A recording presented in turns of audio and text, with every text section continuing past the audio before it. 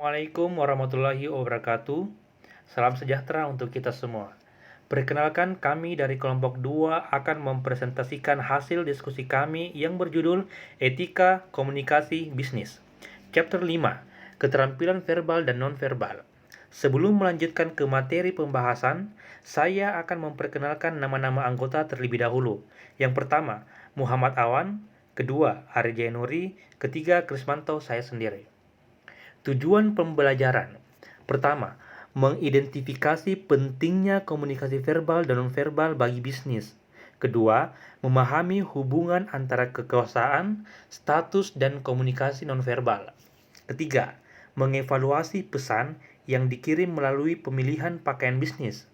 Keempat, meningkatkan penggunaan bahasa Anda. Kelima, menghormati perbedaan gender dan kultural dalam komunikasi. Keenam, menggunakan dan menginterpretasikan petunjuk nonverbal, termasuk paralanguage, ekspresi wajah, dan kind. Ketujuh, mengelola kecemasan dalam situasi komunikasi informal.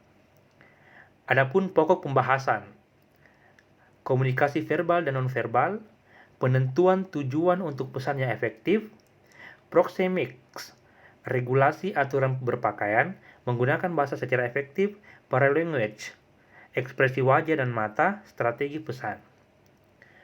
Yang pertama, komunikasi verbal dan nonverbal. Komunikasi verbal adalah mencakup semua komunikasi dalam bentuk kata-kata, entah itu lisan atau tertulis.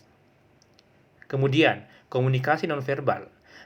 Komunikasi nonverbal adalah setiap pesan selain kata-kata dalam bentuk tulisan yang menyampaikan makna. Contoh, bagaimana Anda menggunakan suara Anda, wajah Anda, tubuh Anda, bagaimana cara berpakaian, cara Anda menatap perabot, atau susunan kursi rapat. Semua ini memberi isyarat makna bagi orang lain.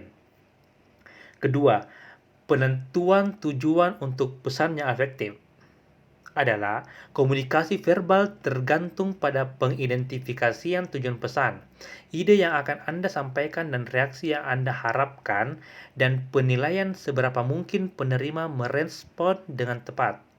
Ketiga, pesan organisasi menyair tujuan atau fungsi. Yang pertama, pesan tugas atau task message. Kedua, pesan pemeliharaan atau maintenance message. Ketiga, pesan hubungan manusia atau human relation. Ketiga, proxemic. Proxemic adalah studi jarak personal yang berperan penting dalam komunikasi. Dan ada pula juga jarak personal atau jarak antar komunikator yang mengandung dua aspek. Yang pertama, jarak aktual yang dapat diukur dalam ukuran feet dan inci. Kemudian, jarak yang disarankan yang bervariasi menurut pembicara. Nah, kemudian yang keempat ada regulasi aturan berpakaian. Banyak pengadilan telah menetapkan aturan pakaian wajib bagi banyak tipe organisasi. Contohnya, regulasi yang berhasil atau gagal digugat di pengadilan. Pertama, rambut pria tidak boleh melebihi kerah baju.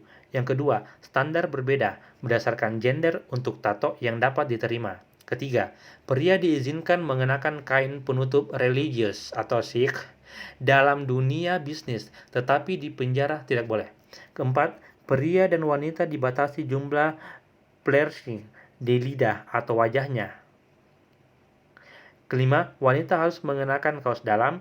Keenam, tidak boleh ada tato rasial pada wanita dan pria. Yang ketujuh, wanita diperbolehkan mengenakan hijab bagi muslim di bisnis, tetapi tidak boleh di sekolah.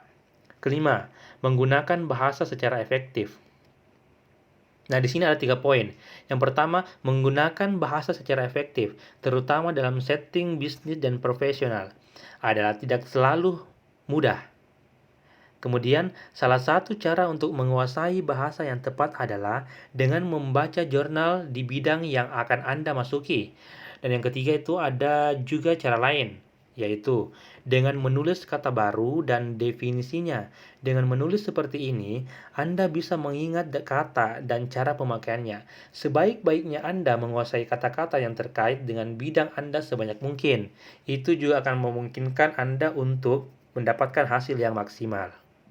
Nah, selanjutnya ada paralanguage. Paralanguage adalah kualitas suara atau karakteristik ucapan seperti tinggi rendahnya suara, terus ada tempo atau kecepatan berbicara, volume atau keras pelannya suara, ada ritme, timing dan penekanan kata, dan artikulasi, seberapa jelas kata yang diucapkan. Nah, ketujuh, di sini terdapat kata yang berisi ekspresi wajah dan mata. Wajah adalah sarana yang paling ekspresif untuk komunikasi nonverbal. Ia dapat menunjukkan lebih dari 1.000 ekspresi yang berbeda. Terus, wajah berfungsi sebagai mode komunikasi sadar dan bisa bermanfaat atau merugikan. Nah, kedelapan, strategi pesan. Strategi pesan adalah kombinasi dari keterampilan untuk mengkomunikasikan ide spesifik untuk guna mencapai tujuan tertentu. Ada juga strategi pesan yang dipakai dalam setting bisnis profesional, yaitu yang pertama, giliran dalam bercakap. Kedua, percakapan antara pria dan wanita. Ketiga, percakapan interkultural. Keempat, etika percakapan. Kelima, pemahaman dan persetujuan.